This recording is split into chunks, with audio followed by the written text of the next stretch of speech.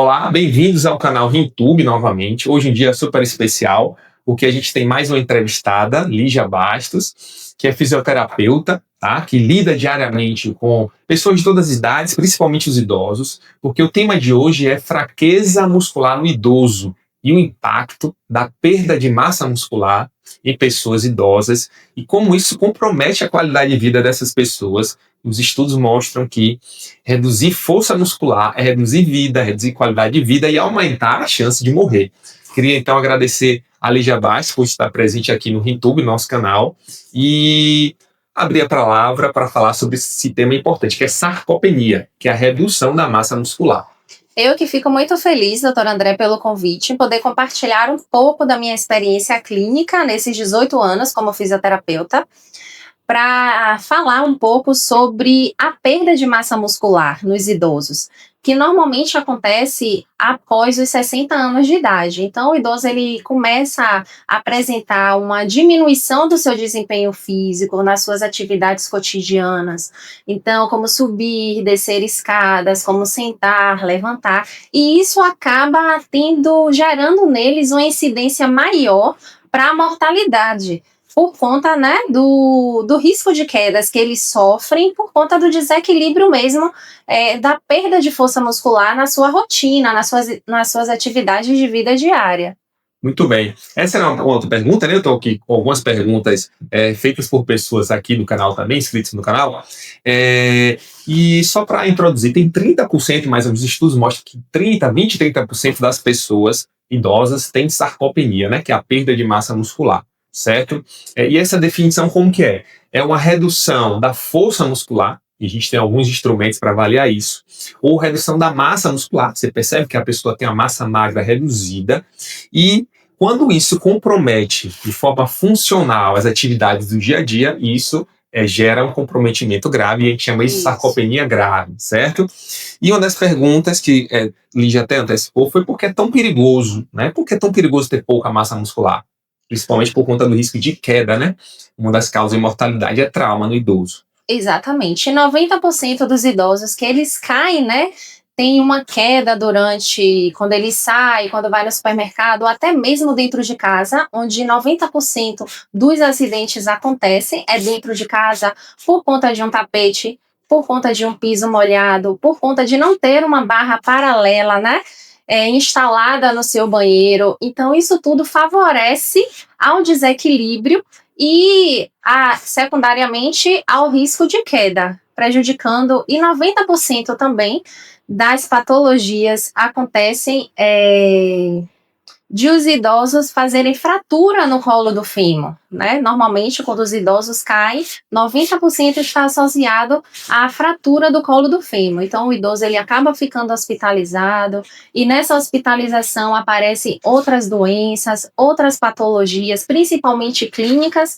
porque aí a gente já fica com o idoso mais acamado, que tem uma função pulmonar um pouco mais reduzida.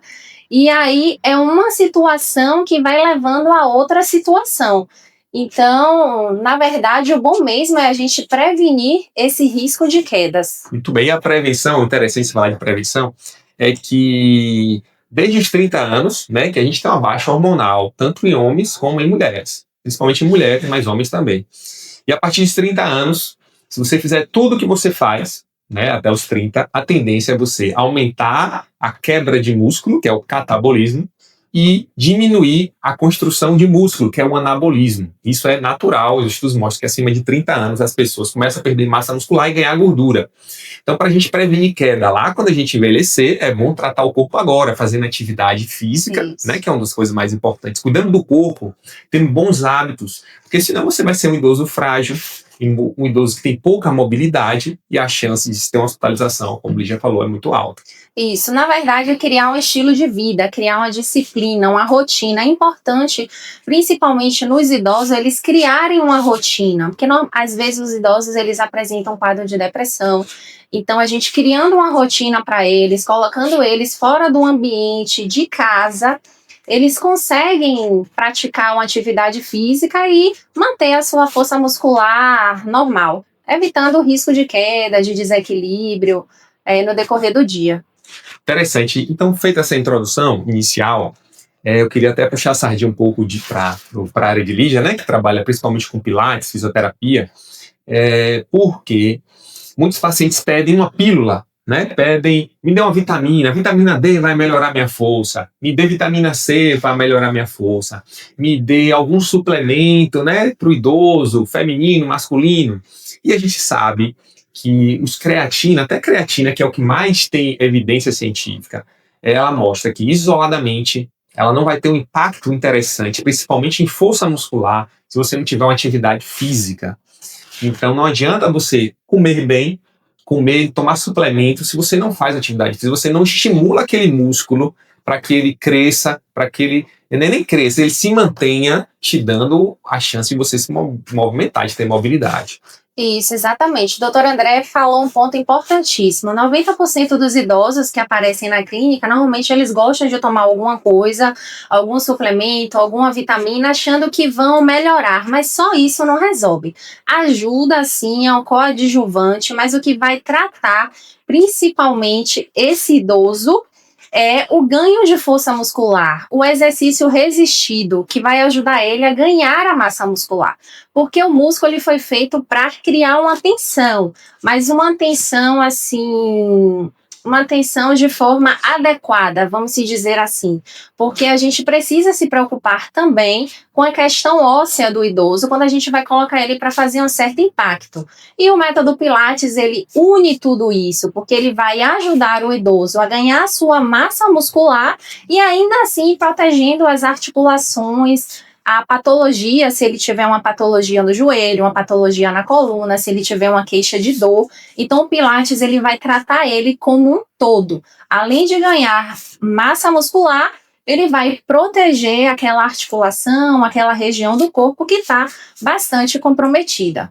Tá, então na prática, você observa esse ganho de mais mobilidade na pessoa idosa que começa a fazer pilates, começa a fazer uma atividade física, né? Que o pilates é uma atividade física resistida, mas ele utiliza, não é peso, não é igual na academia, ele utiliza as bandagens elásticas, né? Isso, às vezes o próprio peso. Isso. No Pilates, a gente utiliza a mola como resistência, que tem uma certa carga, mas é diferente da questão da musculação, mas a gente utiliza também a questão da mobilidade, da flexibilidade, que é importante para o idoso, porque não adianta a gente ganhar somente carga, ganhar somente peso, pegar carga se a gente não tem uma mobilidade na articulação importante. Se você pegar um excesso de carga, até no Pilates mesmo, você pegar um excesso de carga e você não tiver uma mobilidade boa naquela articulação, ou no tornozelo, ou no joelho, a depender do exercício, a gente pode até lesionar esse idoso. Não só no Pilates, mas também em academia, que ele estivesse praticando qualquer outro tipo de atividade física. Então, a mobilidade e a flexibilidade caminham juntas. Muito bem. Eu tenho estudado sobre assim, atividade física, né? E tem 4 pilares que eu acho que tem no Pilates. Talvez o quarto é um dos que precise de um algo a mais, mas ele tem a resistência, né? Que vai estimular a massa muscular. Tem um alongamento, que você disse, né?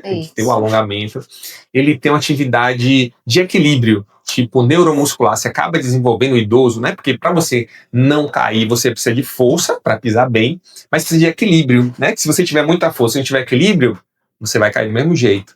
E o alongamento, para não sentir muita dor, né? Tem essas 3 partes, e a quarta é a cardiovascular. Isso. É aquela atividade que o paciente precisa cansar um pouco. Então, talvez, não sei se você recomenda, no dia a dia, no Pilates, além de o paciente fazer o Pilates, né? Que tem a resistência, que tem o alongamento e que tem o equilíbrio, mas essa atividade cardiovascular, ele precisa também estar complementando com a caminhada, né, para estimular mais o batimento cardíaco, ele oxigenar melhor o corpo. Sim, sim. No Pilates, se a gente colocar uma carga maior para o idoso, a gente consegue sim acelerar os batimentos cardíacos dele pelo excesso de carga, porque ele vai precisar gerar mais força, vai precisar respirar melhor, mas a gente orienta que esse idoso faça um exercício também aeróbico, né? Seja uma caminhada, uma corrida, andar de bicicleta, para poder a gente unir, vamos dizer assim, o útil ao agradável e deixar a atividade física mais completa. Muito bem. É uma coisa que é uma pergunta de milhão, né? A gente sabe disso, dessas informações, por isso que a gente está passando para vocês aqui, informações importantes de que a atividade física é vida, principalmente quando a pessoa vai envelhecendo. Mas tem gente que está em cima do sofá, em frente à televisão, e como convencer essa pessoa a ela buscar a fazer uma atividade física, seja uma atividade resistida em academia com um profissional, com um educador físico, seja com uma fisioterapeuta, um fisioterapeuta no Pilates, como é que a gente tira esse paciente de casa da imobilidade e mostra para ele, olha, se você não fizer atividade física, você vai morrer mais cedo. Então, o sedentarismo é um grande vilão, né, da nossa vida. Eu costumo dizer que ao longo do tempo, desde lá atrás, quando a gente é mais jovem, a gente precisa fazer uma poupança. Eu digo que é uma poupança muscular que a gente faz para quando a gente tiver na certa idade, a gente não ter essa perda de força muscular importante. Porque a partir dos 40 anos, a gente já viu que a gente já vem com a perda progressiva, né?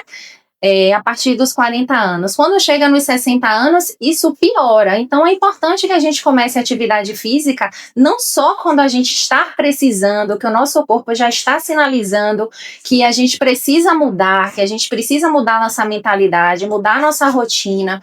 Então, a gente precisa ver isso lá atrás, né? Naquele passado retrógrado e fazer essa poupança muscular para quando a gente estiver com mais idade. Muito bem, eu queria agradecer a Lígia pela participação aqui no RinTube. Eu espero que essas informações tenham contribuído e que você que já faz atividade física mantenha ou até intensifique. Ou pessoas que não fazem, se você cuida de algum idoso, você é o próprio idoso e não faz atividade física, procure fazer, porque se fosse uma pílula, seria uma das pílulas mais caras do mundo, mas não existe esse remédio, essa medicação. Não Existe sim a sua necessidade de você pegar o seu corpinho e malhar, fazer pilates, fazer uma atividade uma mudança de caminhada. De consciência, né? A gente precisa de uma mudança de consciência, de mentalidade, para a gente ver que a vida é passageira e é melhor, o corpo precisa de movimento, ele foi feito para se movimentar. Então, nada de sedentarismo, de ficar sentado só assistindo filme e deixar a vida aí passar corrida aí na nossa frente, né? Envelhecer, na verdade, de forma saudável e independente, deixar o idoso independente o máximo de tempo que ele conseguir, até para a autoestima dele, memória e tudo mais. Muito bem, só lembrando que corpo e mente é uma coisa só. Quando você desenvolve bem o corpo, a sua mente melhora, né? Então, tem vários estudos mostrando também que a atividade física talvez seja o que mais impacte em doenças cognitivas, né? De demência, de Alzheimer, porque a atividade física acaba ajudando, a mobilidade desse paciente acaba trazendo mais melhora na memória. Acontecem, né, as neuroplasticidades, novas conexões neurais. Então, isso ajuda bastante mesmo, realmente. Muito bem, vou deixar a palavra final para a Lígia Bastos, estimulando vocês a fazer atividade física. Se você ainda não está inscrito no canal, no RinTube, eu peço que você se inscreva, que a gente fala sobre informações na área de saúde, né? O nome é RinTube porque eu sou médico nefrologista, mas sou médico clínico também, e a gente trata aqui de doenças do aparelho renal, né, do aparelho urinário, mas também de saúde de uma forma geral. Queria agradecer a Lígia mais uma vez pela participação. Obrigada. E as portas estão abertas para a gente voltar. Se você tiver alguma dúvida, fala aí nos comentários, comenta, que a gente pode responder. E quem sabe gravar um novo vídeo com um novo tema que seja de sumar importância e seja pedido de vocês, tá? Obrigado, Lígia, mais uma vez. Obrigada.